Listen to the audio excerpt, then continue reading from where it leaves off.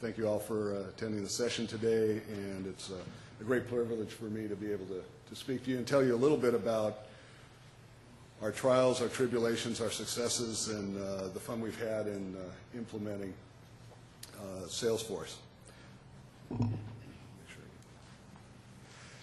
Let me get everybody a little bit of a frame of reference. I'll talk for a few minutes about who we are at Pentair and what we do. Pentair Inc. is a global company, as Carter had mentioned, specializing in everything water. We have a water division. We also have a technical products division. Our water division deals with flow technologies, filtration, and the pool and spa businesses. Our technical products division deals with protecting and electronic and electrical equipment. Our, let me move this just a little, Carter. We've got 16,000 employees and $3.3 billion in sales. Our geography is global, and our Salesforce users is relatively small. I will admit, we are just scratching the surface of the product at 500 users. We use a combination of two products. We use Salesforce and ServiceMax. Now, let me give you a little bit more in-depth background. I am with the Pool and Spa division and pool products, and want you to understand how we use, what our products and our business is like, so you can understand a little bit about how we're using the products, and it may be a little more meaningful to you. We manufacture swimming pool equipment, pumps, filters, heaters, lights, all the hard goods. So we're a large manufacturing operation. In the industry itself, we are number one in the world in that, although it's very fragmented, so I can't claim extreme market share. But we manufacture the products. We sell them to wholesale distributors. We sell some direct to builders and dealers. And then the distribution network also sells to the builders and dealers, who in turn sell to the consumers. Point being here is we're 3 or 4 steps removed from our actual end user. Products that we've recently developed have been very technical in nature. We've developed some very energy efficient pumps, a lot of software and intelligence in the pump itself, allowing for great energy savings. It's been a huge game changer in the industry, and we were fortunate enough to have that be a part of our product line. We've developed automation systems for the control of pools, energy efficient heating, energy efficient lighting. The takeaway here is our company has developed a lot of very technical products into an industry that hasn't been technical at all. It's posed some big problems for us on the service end in keeping pace, our customers keeping pace with what we're doing, and not causing us a great deal of headache when indeed there may not be problems with the product, but just understanding the usage of the product. So our challenges were, how do we deliver service to a large variety of dealers, partners, all with varying needs and characteristics? We needed to select the right partner with the right skill and the right certification to perform our service work.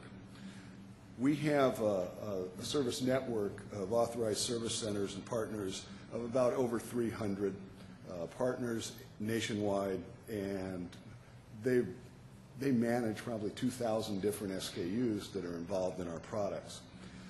We have literally millions of dollars of warranty exposure, and that's obviously something that's very concerning to the company, and how do you reduce that? Let me give you, I'm going to go back for 1 second. That's a simplified version on the drawing there of customers, our call center, our shipping process, our manufacturing outlet. In reality, it probably looks more like this. It gets awfully cluttered. We have 5 call centers. We have 60 full-time agents and 20 seasonal agents. We have 4 manufacturing facilities and 4 shipping locations. We handle about 45,000 calls in-house a month, 3,000 emails. We've been on Salesforce for about 10 months, 11 months now, and we're averaging 160,000 Salesforce cases a month. But we go out and perform 10,000 warranty service calls per month. Now, over our 300 partners and 2,000 SKUs, and literally hundreds of thousands of customers, the end user, the consumer. So what we did was we took Salesforce and ServiceMax, created a customer portal, which we've given to our partners, the 300 service providers, and as well as our inside technical support staff. And we're capturing all the detailed information regarding these 100,000 service calls plus that we do a year. We're also being able to implement through Salesforce and ServiceMax an inventory tracking system and control system that we didn't have before. We want our service providers to provide work immediately when they get a call. Get out there within 24 hours, get the problem taken care of, and we've got a satisfied customer. In order for them to do that, they have to have parts then and now rather than shipping from one of our 5 different locations. So we inventory these 300 service providers with parts. Our problem was our reconciliation of inventory was manual. And with that many partners, that many SKUs, you can imagine that we did 2 or 3 or 4 a year that we actually went in, looked at the inventory, looked at their reports, looked at the usage, and were able to reconcile their inventory. So the bottom line is we have very good partners, but they might not have the best business practices, so our potential to lose parts through the process is literally, could be millions of dollars. Now, through ServiceMax and Salesforce, we've been able to streamline that process and just have accountability all the way down the line. Let me give you a little bit of an idea of what it looks like, what we've created in our system. When a call may come into one of our tech centers, it may not come into a tech center at all. It may come into one of our authorized service centers directly. At that point, we at Pentair have no idea that that call exists. By putting our service providers on the portal, when they get the call, it's logged into the portal, and now transparency throughout the business, our inside service techs, our outside field techs that are Pentair employees, salesmen, whomever is on the portal has visibility to that call. Prior, we wouldn't have visibility to that call for possibly 3 weeks to a month until the bill got turned in, but yet that call should have been resolved within 24 hours. Now we can see that. Inside this screenshot here actually is the way we assign calls. Our reps inside, fellow in New York may be dealing with a rep out in California. The rep in California can pull up the map. It lists all our service providers within his specific area. It lists their ability and what products they can work on, what grade of warranty service center they are, and it gives the rep at his fingertips the ability to say, yes, that's the right service center to assign, no, it's the wrong service center to assign. We also were able to create the form that we normally use. For the last 5, 6, 7, 8 years, our service providers have been dealing with this form that you see up there. We've recreated that in Salesforce, and so they're still looking at the same thing they're used to looking at. Again, our industry, not extremely sophisticated when it comes to computers and involvement. Actually, a few of our partners, we're not even on email, and they've consequently have either become on email or not partners anymore. But so we didn't want to make the changes too dramatic for them so that we can ensure a real success rate. So this is the form. They're able to download the information out to their field tech. It goes back into the system and then comes through. And the bottom line is they're getting paid quicker, they're getting parts replenished quicker, and we're having visibility all the way along in the process. So the results that we've had are accurate tracking of parts,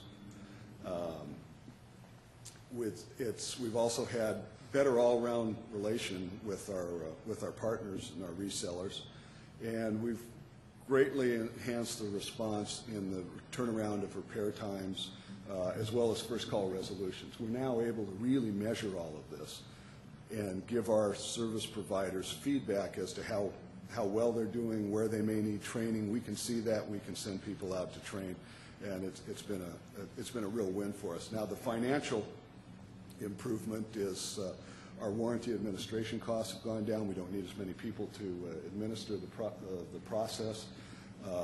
We anticipate about $500,000 a year through added control of non-warranty claims.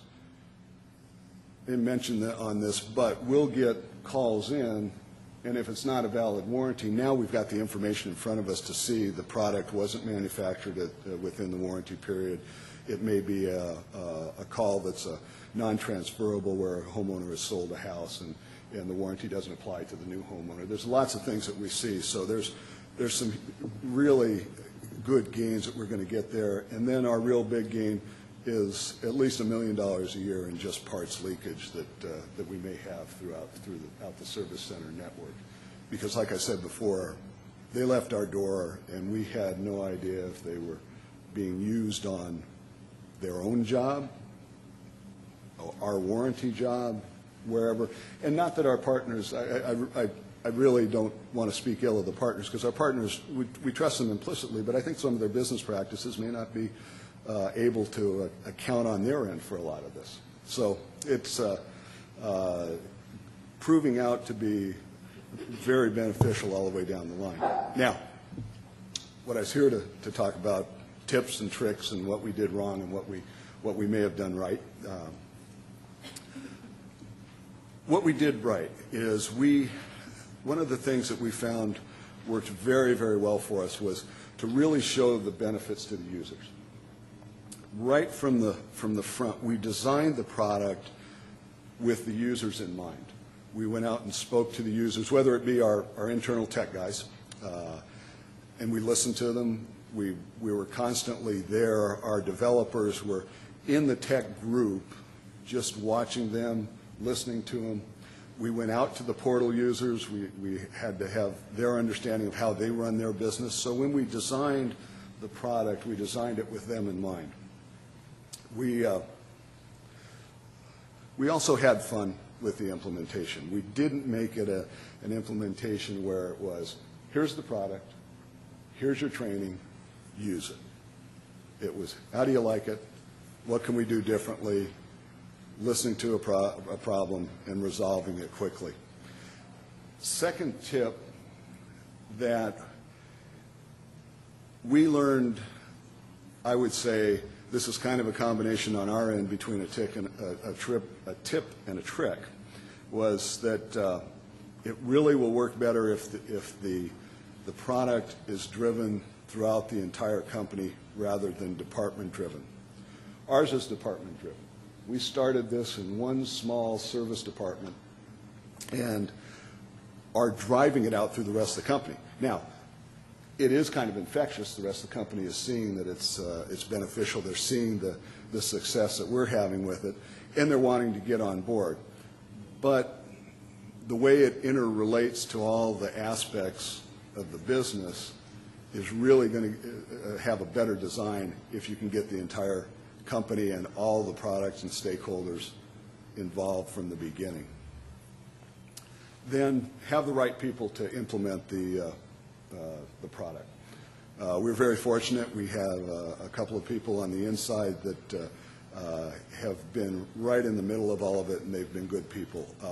One of our successes was we implemented, like I said, this first started in our department. So we have one of our actual tech service representatives, call center rep, who had a lot of background, work with the product. He was trained by Salesforce, and then he is able to make changes very, very quickly, which has been a real success for us, because the quicker we make the changes, overcome the objections of the users, they barely even notice that there's a glitch anywhere along the line. And we get we've had an outstanding adoption rate of the product. I've been extremely surprised. Let me move on to a couple of tricks. Some things we didn't do, or underestimated, I think is a better word. I don't know that we didn't do them well. We just didn't underestimate them. We didn't understand the complexity of our back office system and how the product Salesforce interacts with our back office system. We have a back office system that's it's not a widely used platform. It's a little unique. That's one of the reasons we searched for so long before we found a tool that would integrate. But it's been on our end, and I won't say anything that's been a problem with the product. It's really been on our end getting that to integrate with our back office system, which what we're looking for, the benefit there is the automation of sales orders. When a service provider uses a part, he automatically gets a part replenished. The automation of payments and the inventory tracking modules. So that all has to interface with the back office system. And we struggled a little bit about that, and consequently it took a little longer than we wanted. We weren't netting the benefits that we had hoped from day one, so there was some cost involved to that that we had anticipated, and it took a little more additional resources. As a business, I listed as a trick, but almost a blessing in disguise. As a business, you need to understand the relationship of Salesforce with your business processes. What I found out when we started to implement and build the product, our business processes, I'll be polite to myself and say they were lacking. So we literally went through all of our business processes and redefined them, make sure they were in line, because once you start using the tool, it points out real quickly that you don't have a connection here, or you didn't close this loop over here, because the tool is going to close those loops for you, or it wants to, and that's the benefit of it. So we, again, I say good and bad, because that really forced us to be better at what we do on the inside, and it's worked out very well by just going through and really redefining all our business processes. So what are our next steps? We're still rolling out our portal users to all of the 300 partners, so we're going to complete that within the next few months. We're going to finish implementation of the inventory management piece and the automatic direct deposit to the partners. So we're well underway. We just got some cleanup work to do and move along forward with that. Then the next steps really are to go back to that company-wide statement I made. We need to integrate through the rest of our business. Our international sales department is actually going to be on that very shortly. Our marketing department needs to be tied in, and we've been in discussions with them as to how to use it. They have their own database. Well, how does that interact with ours? How does that interact with our customer database? All of the information we're gathering on all of the customers that we have that we're providing service to, how does that interact back through marketing, and how can we get the synergy to make more sales to those customers that we already know have our product. The Salesforce is in process of implementation there. And then we're also looking at, I'm also in charge of our education for the company, and I want to see how this product will enable us to do a better job in our training and education. So there's lots of horizon at Pentair for us. We've got a long ways to go with it, but as of now, it's been great, and I can't impress upon you enough the speed that we've had, the ability to make changes and the flexibility, and that's been a real blessing for us, because in our environment, in a luxury retail item, the economics are changing daily, and we need to be able to react quickly. So that is it. Thanks, Mike. Thank you. Okay, our next speaker is Kimberly Jensen from MySys. Kimberly's a veteran speaker on the Salesforce circuit. She's been at several European events, spoken with Mark, and frequently speaks at Dreamforce. I think this is your second or third Dreamforce you spoke at? Yeah. About fourth? Yeah. Fourth. So you set the expectation. Yeah, exactly. All right, thank you, Kim. I can live up to it. Just quick roll call. Existing Salesforce users, raise hand. Okay. Folks that have not yet implemented support, the Service Cloud. Okay, fair enough. Hope everybody is recovered from yesterday's parties. I haven't. Okay, so who am I and what do I do? So first of all, I work for MySys. On the other hand, anyone heard of MySys? Okay, those are the MySys folks. Anyone heard of Allscripts? Okay, someone. Okay, let's come to that in a sec. So a bit about what I do in MySys. What I do. I'm responsible for the deployment for Salesforce.com in global application services. I'm responsible for 2 orgs, so one for healthcare and one for banking. So MySys, and I put the pictures, so what do we do? Who are our customers? So on the Allscripts side, which is our healthcare business, we provide software solutions for doctors, hospitals, practices, etc. You can see about the users, about 1,500 users. We're on unlimited edition, and we have 45,000 portal users, licenses. Now on the banking side, we provide solutions for banks, so in every area from wholesale, retail, you name it. And there our customers are banks.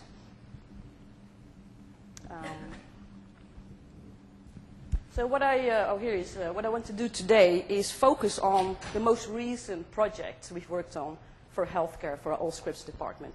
On the banking side, we are an early adapter for support, and we started in 2004 implementing that.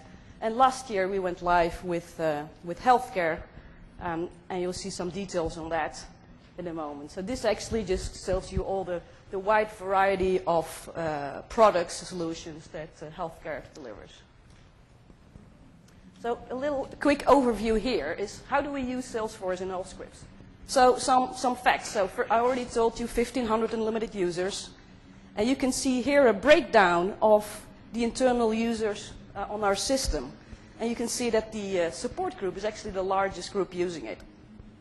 So 45,000 portal licenses. At the moment we have about 35,000. I'm looking at the Director of Support Operations here. She'll be available later for all your questions. And some quick facts as well. We have a very high volume of cases. So all together, we have about 80,000 cases per month that are logged. We also have queue-based metrics. That means basically you can do some measurement on how long a work group is handling cases. We have the customer portal, as I told you. We have the partner portal. And we so love Visualforce Apex and other good stuff. So we have quite some integration as well. So we use ClickTools for survey management. And we also use Firepond for quote generation. On top of that, we just went live, I think a month ago, with an integration to our development system where we have the same strategy of moving all the different development systems into one, using one process and integrating that with Salesforce. You have like a workflow from L2, which is support, to L3 development. And on top of that, some integration with our accounting system, quite important. So from our master, we have some key fields and some key data, which we ripple through to Salesforce, where we do some interesting stuff with. And an integration with our allscripts.com.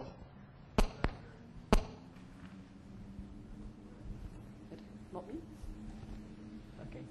So here, a little bit, I show you a timeline of the main events. So what were the changes we went through, what we wanted to achieve, what is the timeline, and what are the numbers?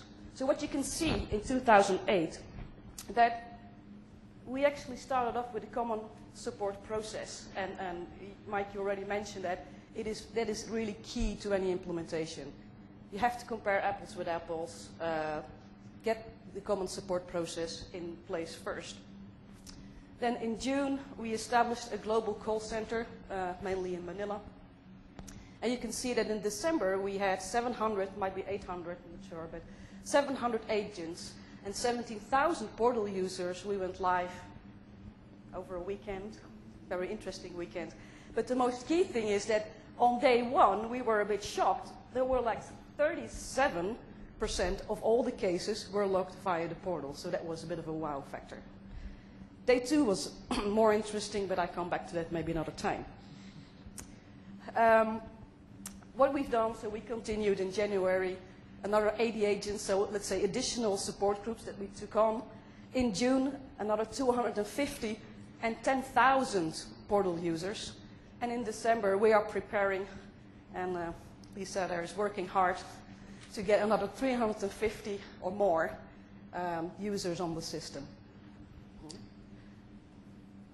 Yes, and at this moment we have about 35,000 portal users on it. So what are our business challenges? What do we want to do, and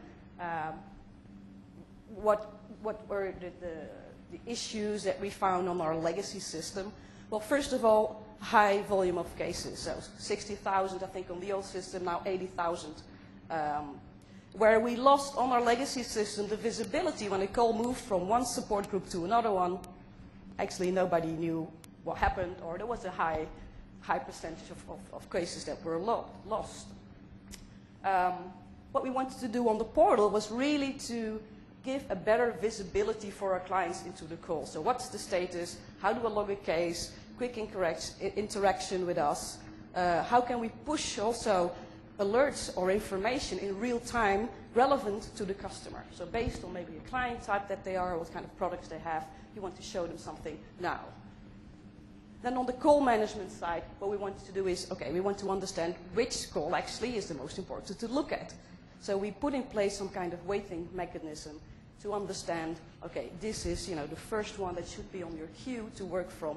And it could be dependent on maybe a strategic customer flag or other items on the relevant to the customer. Now, the thing in red validates support entitlements. So what we wanted to do is really have an automated validation, not give away free support. We want to check if somebody has licensed a specific product, then we need to do an automated check in the system.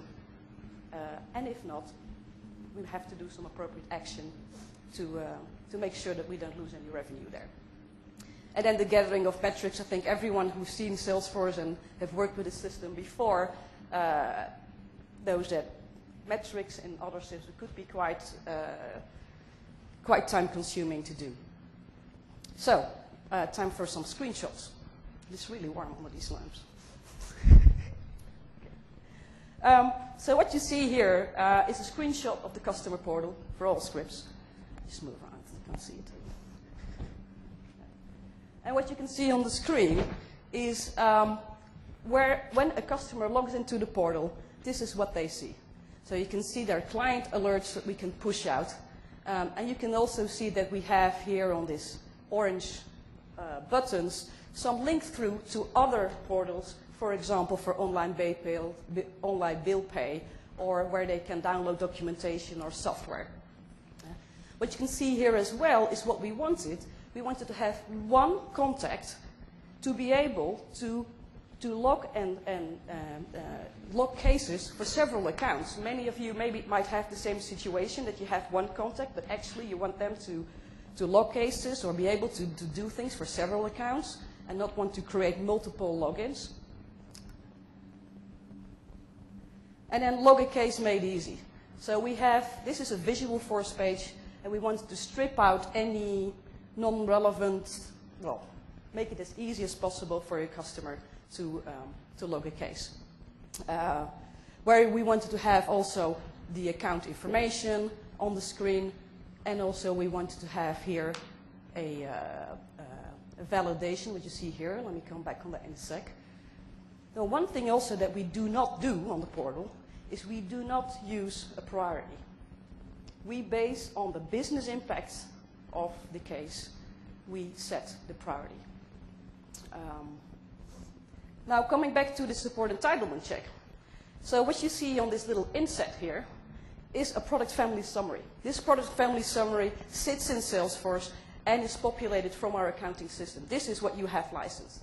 So if somebody tries to log a case and there's something wrong either with the product they haven't licensed or maybe they haven't paid their bills, then there is this nice little box orange note that pops up that says, our records indicate a possible discrepancy regarding your maintenance coverage.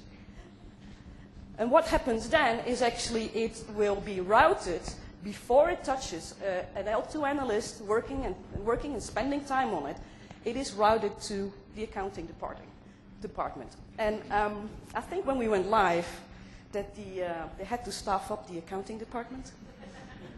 Double up, triple up? Yeah.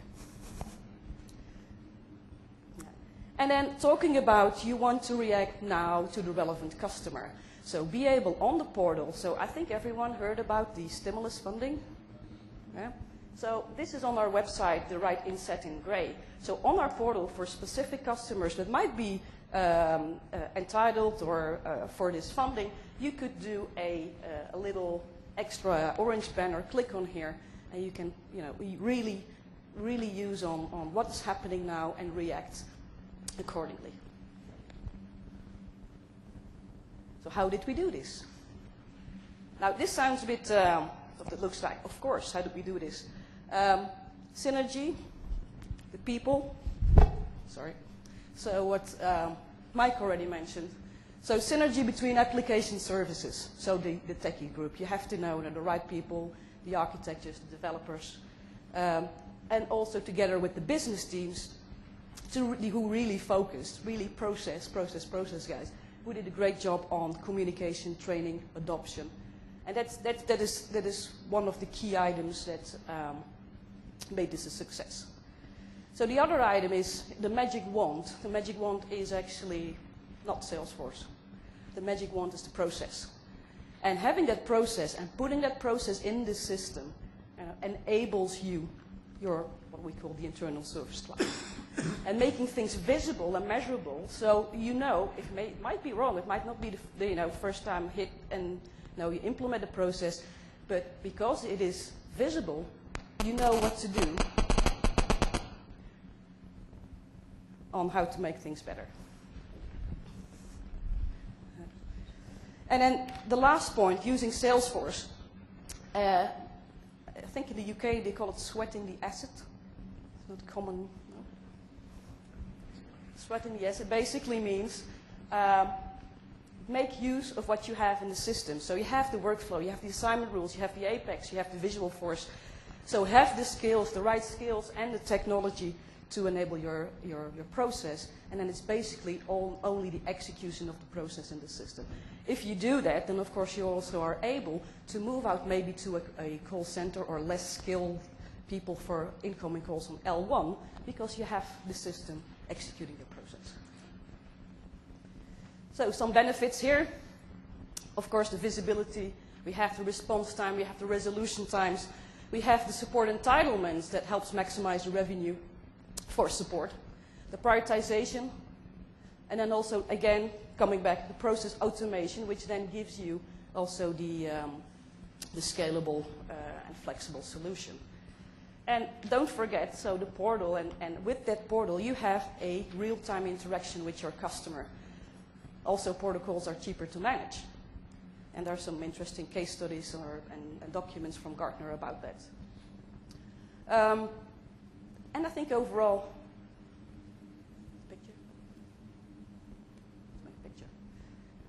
so where the money matters, and in the end, that's always important, or plays a role in every project.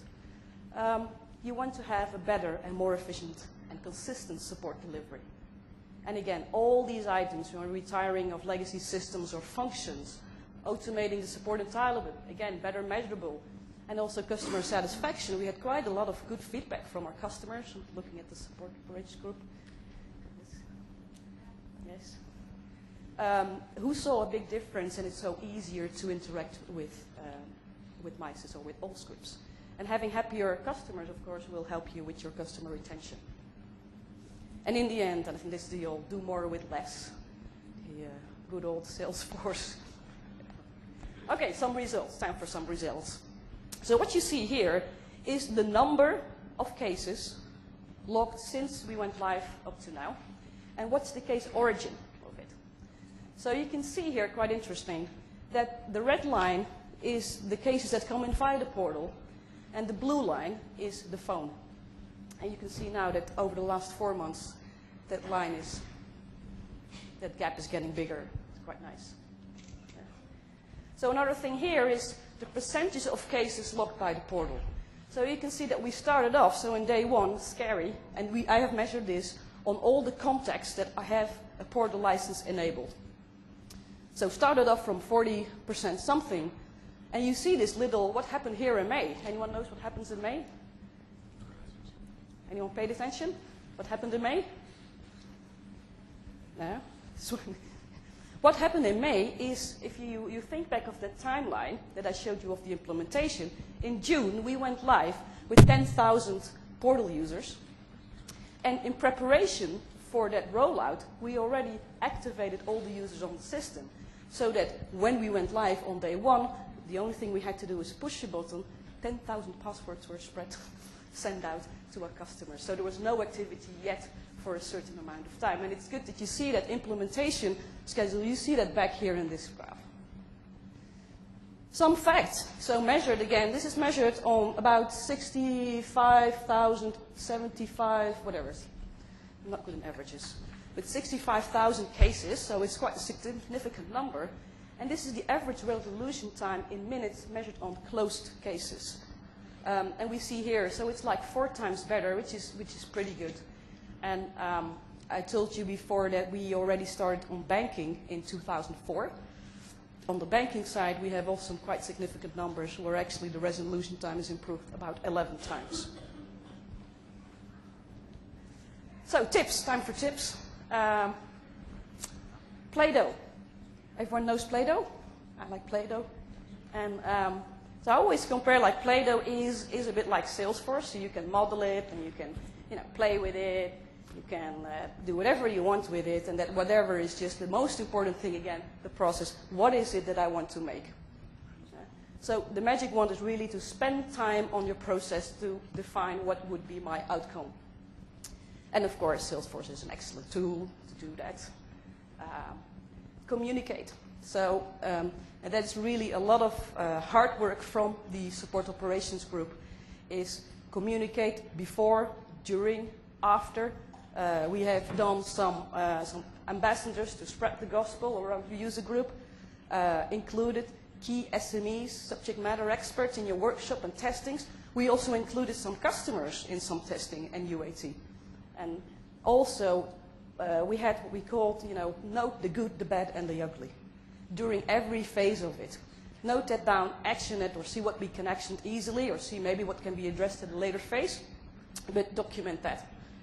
On the technology side, what I would say is get a prototype up and running as soon as possible, especially if you have end users that is not familiar with the product, and also for the people in your project team.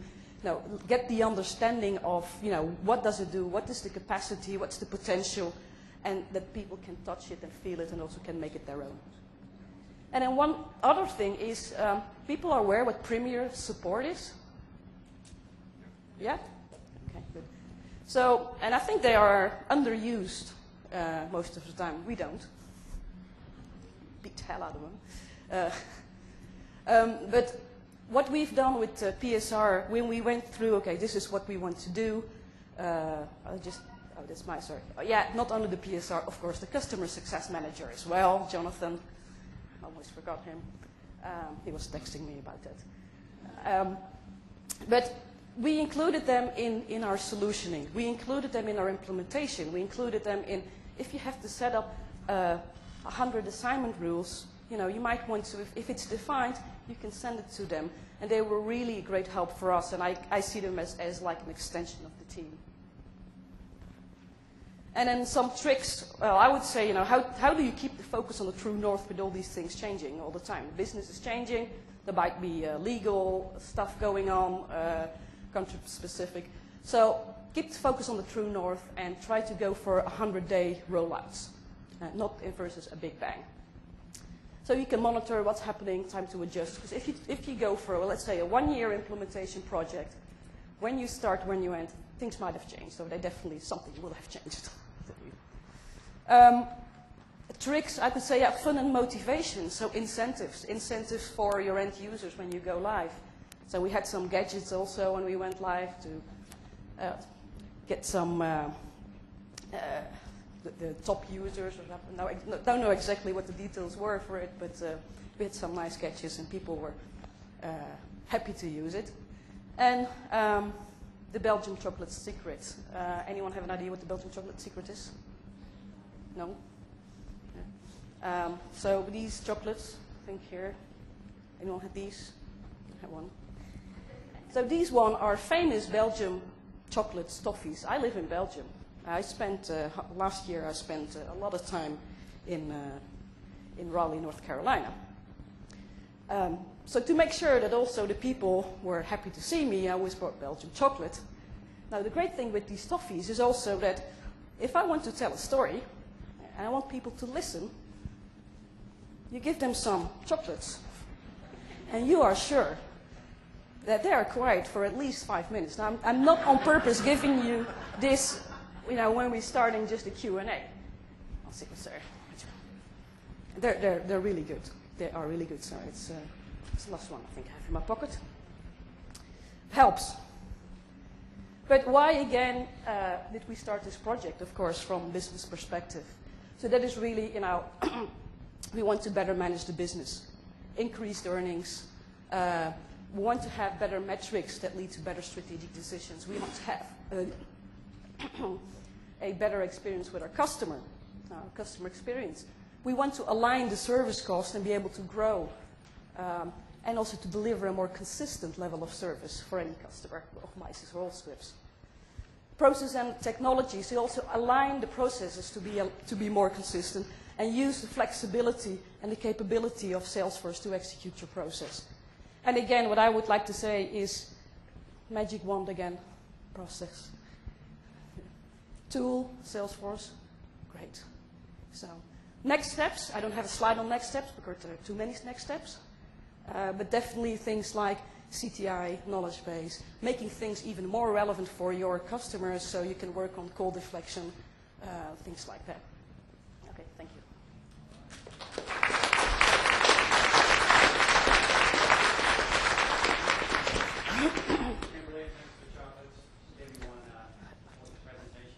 About 20 minutes to get over that piece of chocolate. These, I want to have you guys walk away with at least 2 takeaways. You've seen about 7 tips and a few tricks, but these are the things I see a lot on implementations that I've been personally involved with. Integrate with back office systems. Don't let it scare you. We can do this. I couldn't have said this 3 or 4 years ago, but I've seen very successful call centers where we do integrate with financial systems, order management systems, to be able to put that data in front of the agent, whether it be support or sales. It's an incredibly powerful tool. Get rid of those dual screens and multiple sessions. Put it all in Salesforce. Put it at your support agent's fingertips. We can do that very powerfully with several partners that are in our expo floor. Integrate with your phone system. Again, we have a great CTI toolkit. The guy who implemented our CTI for Salesforce is sitting right over here. You can talk to him all about it. He traveled the globe and implemented it in Salesforce. That's an incredible productivity tool as well. The screen pops for your inbound agents, your click to dial for your outbound agents. We can do this. It's easy to do. So don't wait for the later phases to do it. Look to do it in your phase 1. And I think you heard this both from Mike and Kimberly. Design your process first. I can't tell you that enough. Salesforce is so incredibly flexible. It's so powerful. It's easy to configure. I've been in the kickoff implementations, and we walk kind of through the business process, and we get a couple hours into it, and you kind of want to close the loop on the process, and you get those people looking around at each other like, I don't know how that process keeps going. So we literally have to kind of walk away for a couple of days and come back to the customer and say, did you guys figure out your process yet? So figure out your process first. Salesforce can mold your process. Okay? That's for my takeaways. Next, we got some questions. We're actually going to join Mike and Kimberly come up on stage here. There's some mics right there. And we have Selby as well from ISIS. Allscripts, yeah. Allscripts, ISIS. Allscripts, ISIS. Yeah. So if you have any questions, we have mics over there. Yes, ma'am. I can try to repeat it. Okay. The question is, how does the licensing cost work for customer portal? Because you have one customer where the 300 services are using many thousands of customers are using. Right. How does that? Right. You're a current customer today?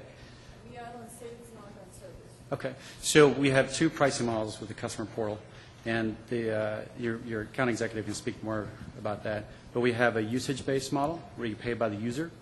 All right. So if you have a customer portal where you have dedicated users who use it frequently, that's just that model. But you might also have a usage-based portal license, and you pay by the session. Right. So you may have 10,000 portal users, right? But only say 1,000 log in a month to log in your log cases. You probably want to look at that model, and your account executive can go over that pricing model with you. Okay. Any other questions? Raj. For Kimberly, I'm shy. Quick question. You had a slide that had the trends of the phone calls versus the web cases. Yep. And there was a delta that was increasing. What do you attribute that delta, that increase to? Is it more access? Do you think people are getting more online support, or they're more apt to go online, or do you think your call handling is better? That it's increasing. It's multiple factors, I think. So one, of course, is people start to using and start. It takes a couple of months for people to see, hey, this actually works. This actually works better than maybe calling. I think that the other thing is also the communication. Maybe Selby. Yeah. So in terms of the increase in the web calls, from our old system, we were about at the 30%, 29% for our web utilization. And when we moved on to Salesforce and the customer portal, we've seen it increase to around 37%.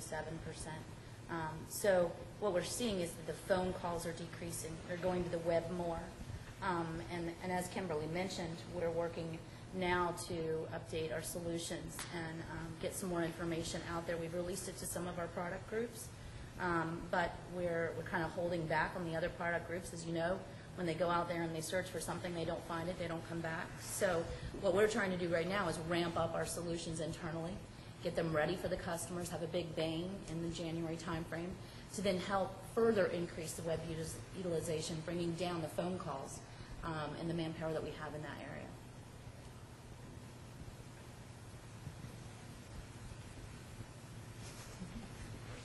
Come on. I want to come back. Give your mic. There's a lot of talk about integration, and I asked this question in a previous session.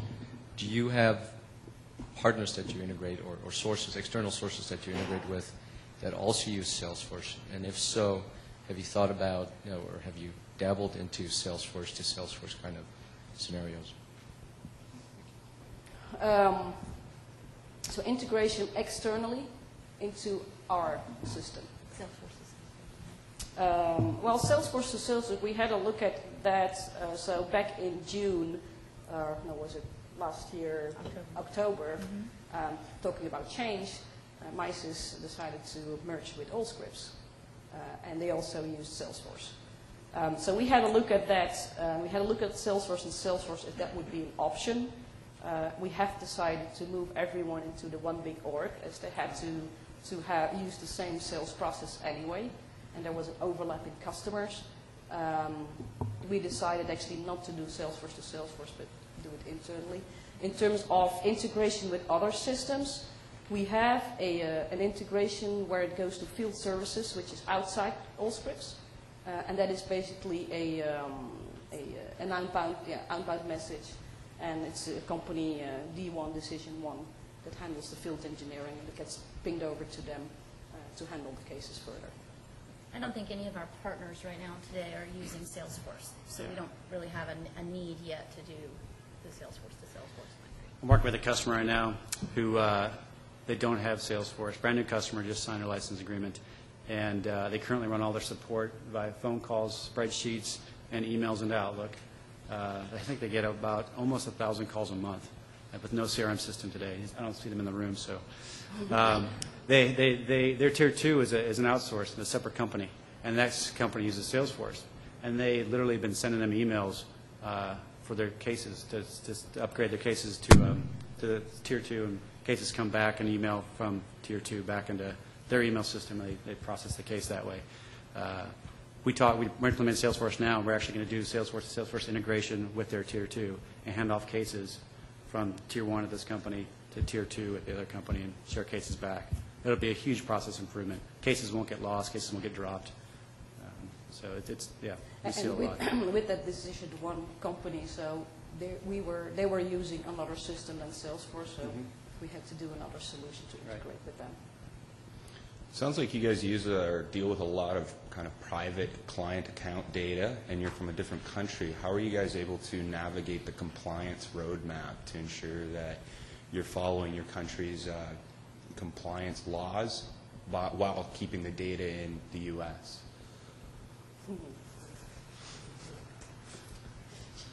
Well, on the Allscripts side, on healthcare, it is mainly the U.S. It's 20 locations, but it's all in the U.S.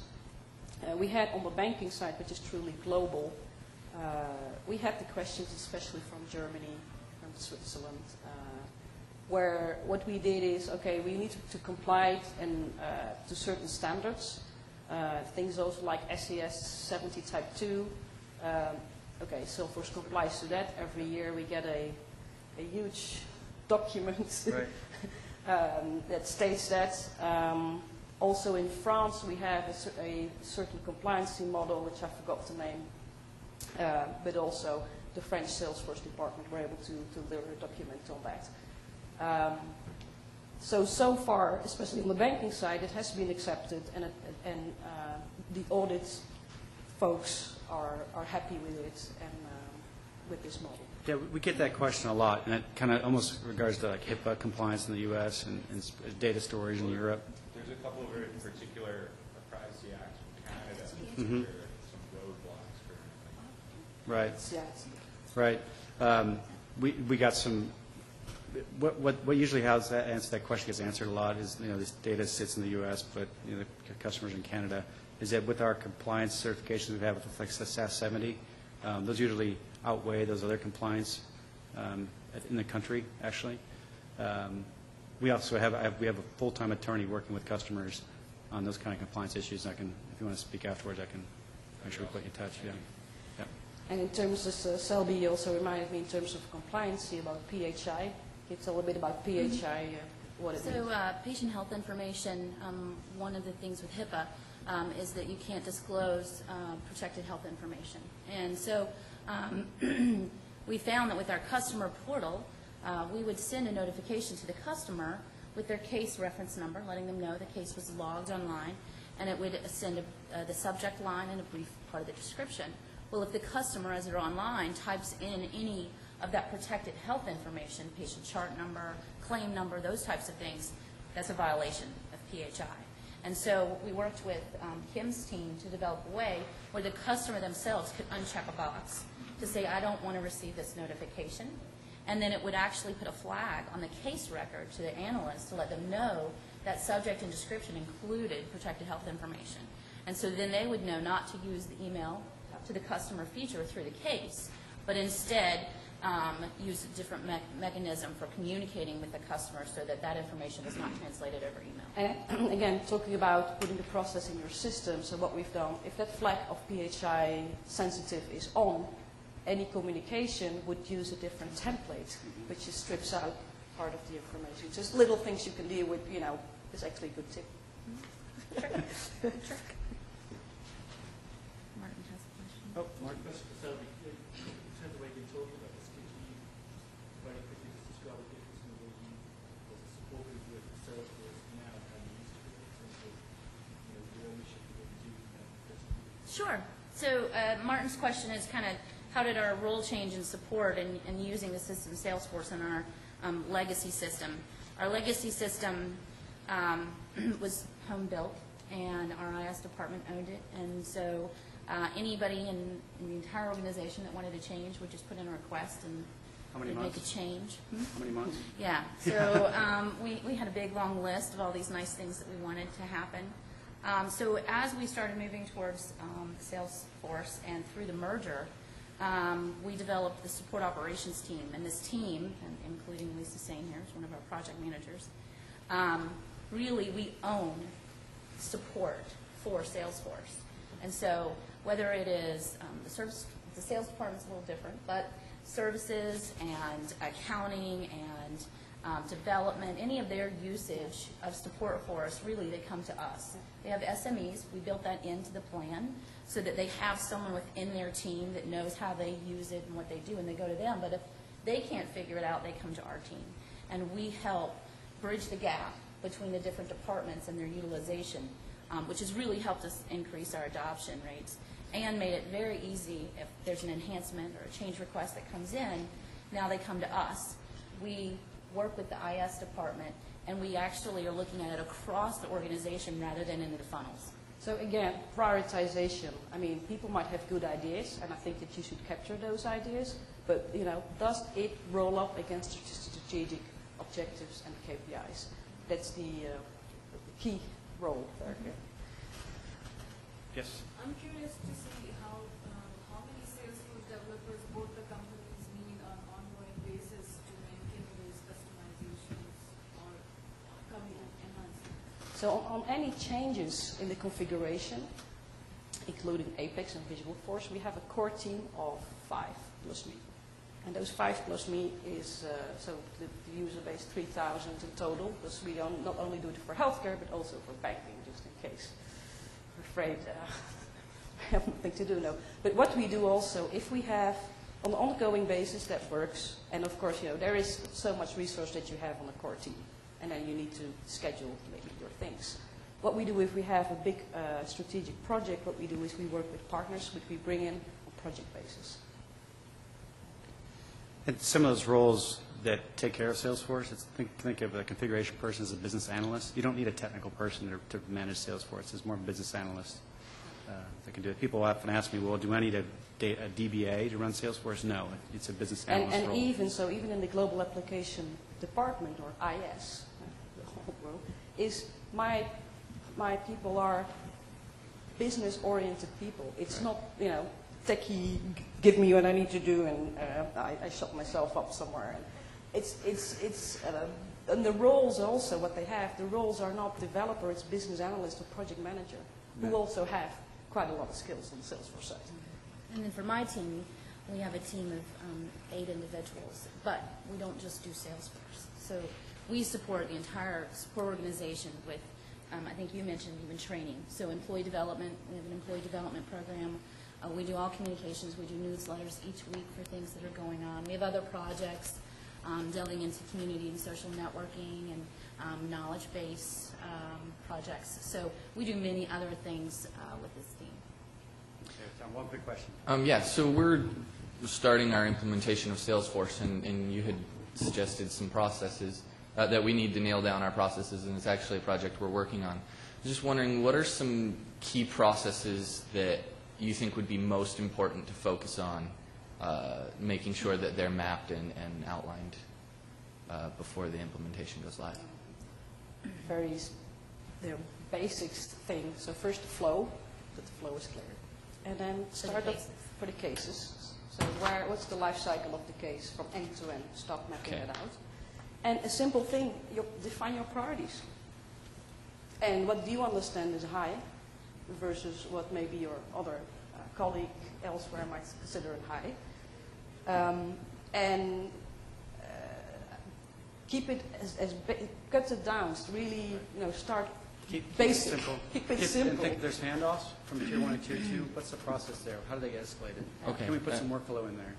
And did you by chance define any of the processes in terms of how a technician would escalate like a problem they're having with the tool itself, like those sorts of processes? We did. Okay. Yeah, no, I would have to agree with that. If you start with the flow of the call, of the case, then you're going to start to see your other processes that interrelate to that, and you'll say, is that one solid? Maybe not. Let's take a look at that one. So it all kind of branches out from there. But yeah, the escalation was a big portion because we used, with those 20 seasonal people, that's an outsourced call center for us. So we had to go in and really nail down the escalations at that point as well.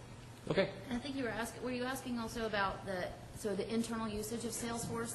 Yeah, the internal usage. So an L1 technician has a problem, and then he escalates to maybe a SME that can give some further enlightenment, and then if he can't do it, he escalates to like myself or another admin. Exactly. So Okay. we did put that together, and one of the things we still struggle with today, we've communicated in so many ways, is that if I get locked out, what do I do, right? So what we've always told people is go to your neighbor, the person sitting right beside you, and say, log a case for me in Salesforce to the team. And we actually created a queue for support operations so that any time someone has an issue or a question about Salesforce and their utilization of it, it goes to our queue, and we, just like L1, L2 support, manage that queue on a daily basis to respond and resolve, and we have metrics around it. So, and then we take that, if we can't fix it, if we can't figure it out, we escalate to Kim's team, NIS. And so we've made that, we still struggle with the locked out type of issues, but it does help. Okay. So, yeah, we gotta end the No, that's session here. perfect. So, Thank you. Thanks everybody for coming. There is one slide I want to show you. There's a survey of some of the counters in Moscone North and South that do a survey for the session. So thanks everybody for coming. Kimberly, Mike, thank you very much. Appreciate it. Thanks for